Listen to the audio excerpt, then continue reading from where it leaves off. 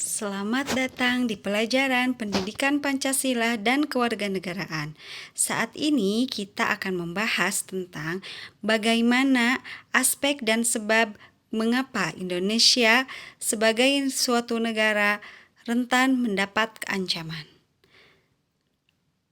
Ada 8 aspek mengapa Indonesia sangat mudah menghadapi ancaman yang datang ke dalam negeri. Yang pertama, penduduk. Yang kedua, ideologi Pancasila. Yang ketiga, demokrasi.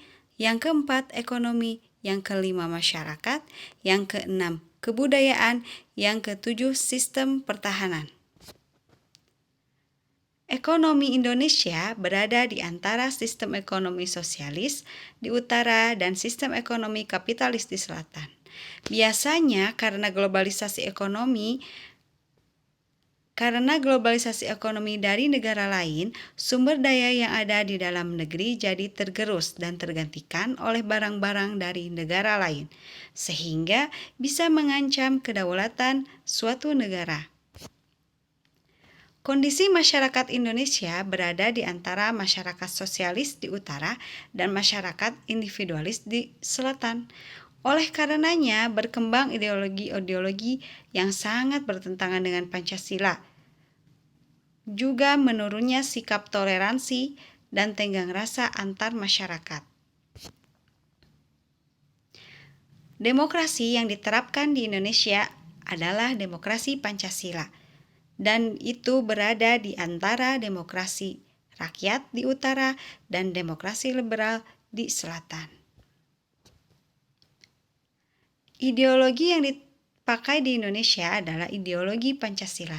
Ideologi Indonesia terletak di antara komunisme di utara dan liberalisme di selatan. Pergaulan bebas merupakan hal yang biasa bagi mereka. Narkoba dan miras juga sudah merupakan konsumsi yang wajar. Ancaman seperti ini lebih berbahaya daripada pemberontakan militer, karena bangsa Indonesia tidak sadar kalau nilai-nilai Pancasila sudah mulai hilang dalam diri mereka. Kebudayaan Indonesia di antara kebudayaan Timur dan kebudayaan Barat.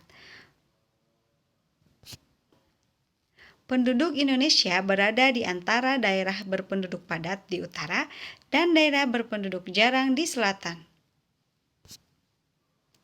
Sistem pertahanan yang diterapkan di Indonesia adalah sistem pertahanan dan keamanan kontinental di utara dan sistem pertahanan maritim di barat, selatan, dan timur. Ketimpangan kekuasaan, transisi kekuasaan, nasionalisme, separatisme, dan lain-lain merupakan salah satu ancaman bagi sistem pertahanan di Indonesia.